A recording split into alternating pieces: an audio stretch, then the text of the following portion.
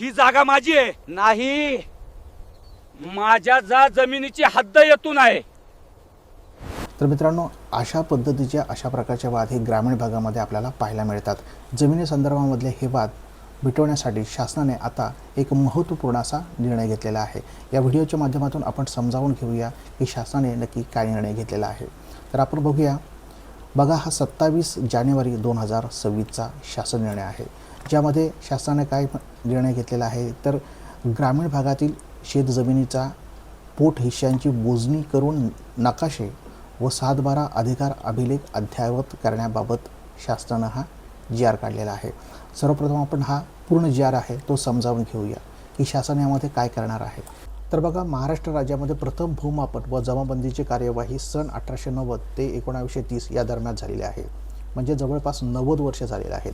प्रथम भूमापन व जमाबंदीच्या वेळी अस्तित्वात असलेल्या धारकांच्या शेतजमिनीचे नकाशे, अधिकार अभिलेख व जमिनीची प्रतवारी तसेच जमिनीची आकारणी निश्चित करण्यात आलेली आहे. मूळ जमाबंदीच्या वेळी राज्यामध्ये एकूण 50,21,213 भूभाग नकाशे व तेवढेच 7/12 अधिकार अभिलेख तयार करण्यात आले होते. जमीन एकत्रीकरण योजनेच्या दरम्यानमध्ये मूळ जमाबंदीच्या वेळी तयार करण्यात आलेल्या अधिकार अभिलेखात नव्याने तयार करण्यात आलेले पोट हिस्सा धारकांच्या जमिनीची पोट हिस्स्यांची मोजणी करून नकाशे अद्ययावत करण्यात आलेले आहेत. त्या अनुषंगाने एकत्रित योजनेमध्ये राज्यात एकूण 1,40,78,965 एवढे भूभाग तयार झालेले असून तेवढेच 7/12 अधिकार अभिलेख तयार व अद्ययावत करण्यात आलेले आहेत. आता शासनानं दुसरं काय म्हटलेलं आहे तर राज्यामध्ये सन 1992 पासून माहे डिसेंबर 2024 पर्यंत खरेदी हक्काने, वारस वाटणीने, हक्क सोडपत्राने किंवा हस्तांतरण या कारणामुळे नव्याने 7/12 अधिकार अभिलेख तयार केलेल्या पोट हिस्स्यांची संख्या किती झालेली आहे तर 2,12,76,499 एवढी आहे. आणि 7/12 अधिकार अभिलेखात तयार करण्यात झालेले सर्व पोट हिस्स्यांची मोजणी होत नसल्यामुळे नकाशे व 7/12 अधिकार अभिलेख मिळत नसून त्यामुळे विविध केंद्र व राज्य शासकीय योजना राबविताना अडचणी निर्माण होतात.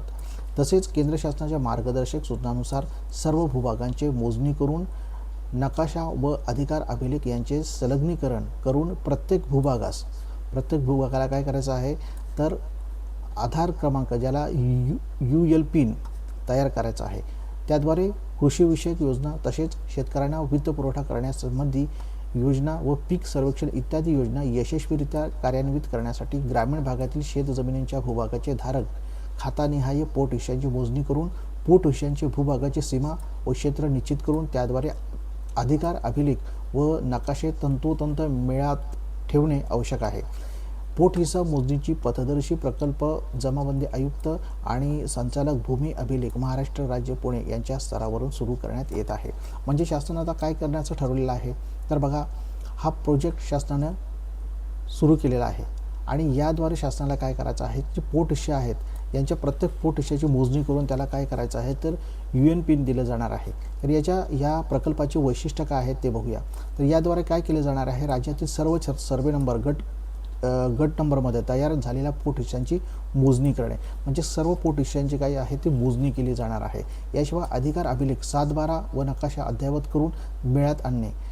यानंतर काय केलं जाणार आहे तर जे अधिकार अभिलेख आणि 7/12 व नकाशा अद्ययावत करून ते मेळ्यात आणले जाणार आहेत.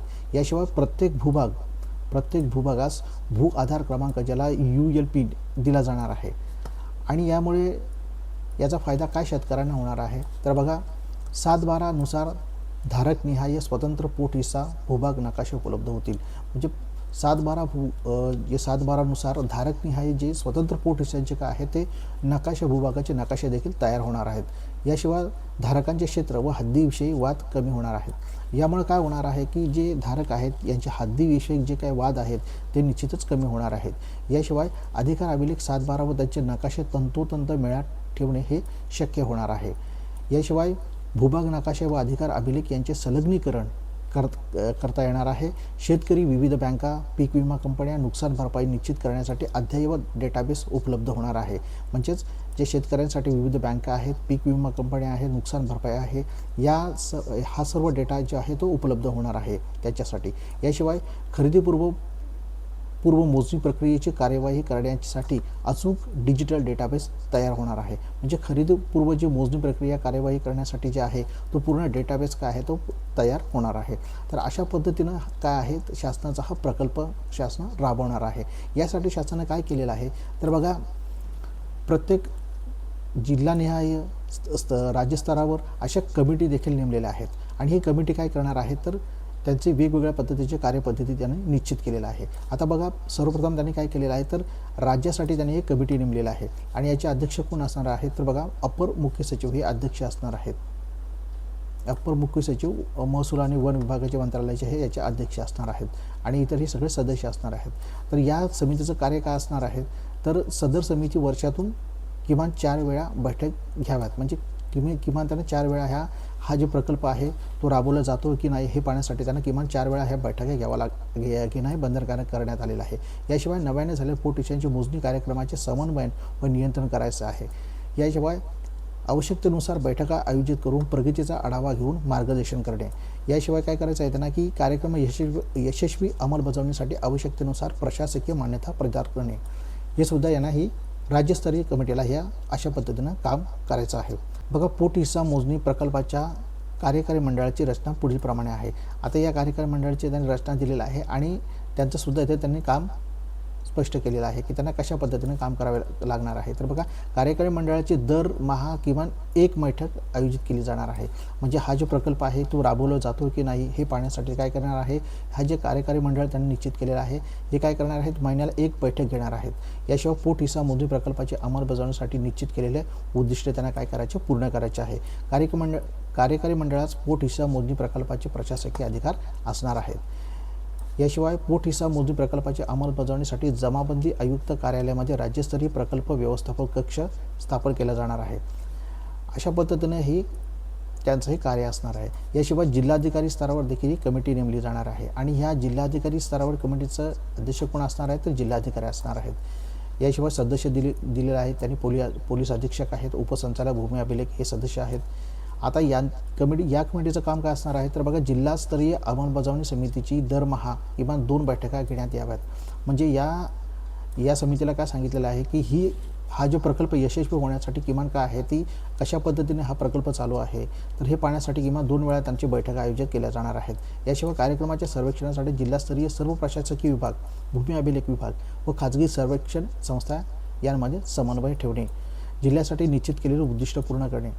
सदर कार्यक्रमाच्या प्रचार व प्रसिद्धीबाबत आवश्यक ते कार्यवाही करणे. याशिवाय कार्यक्रमाच्या अंमलबजावणीच्या वेळी उद्भवणाऱ्या ज्या काही समस्या आहेत, अडचणी आहेत त्यांचं निरसन करून काय करायचं आहे त्यांना मार्गदर्शन करायचं आहे.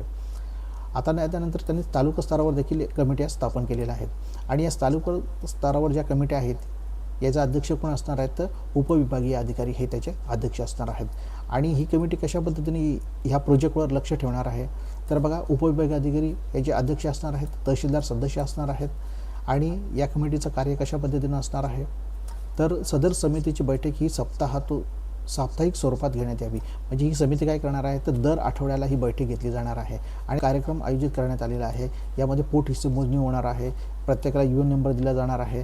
तर या कार्यक्रमासंदर्भामध्ये काय आहे ते अंमलबजावणीसाठी तालुका स्तरावर सर्व कार्यालये, भूमी अभिलेख विभाग, खाजगी सर्वेक्षण संस्था यांमध्ये समन्वय साधायचा आहे. ही तालुका स्तरावरची जी कमिटी आहे त्यांना हे कार्य करायचं आहे. याशिवाय पोट हिस्सा मोजणीच्या गावनिहाय कार्यक्रम निश्चित करणे. याशिवाय ज्या कोणत्या गावामध्ये पोट हिस्सा मोजणी जे कार्यक्रम होणार आहे किंवा मोजणी होणार आहे तर निश्चित करायचं आहे की कोणत्या दिवशी कुठल्या गावामध्ये मोजणी करायची आहे. याशिवाय सदर मोजणीच्या वेळी जे ग्रामसेवक, ग्राम महसूल अधिकारी, पोलीस पाटील, महसूल सेवक व विभागातील भूमापक यांनी उपस्थित राहण्याबाबत कार्यवाही करणे. याशिवाय मोजणीवेळी खाजगी संस्थेत सर्वतोपरी सहकार्य करणे. साप्ताहिक प्रगती अहवाल वरिष्ठ कार्यालयास पाठवणे आणि पोट हिस्सांची मोजणीसाठी काय आहे ती जनजागृतीसाठी प्रसिद्धी करणे. जनतेच्या प्रतिनिधींचा सहभागी ठेवणे.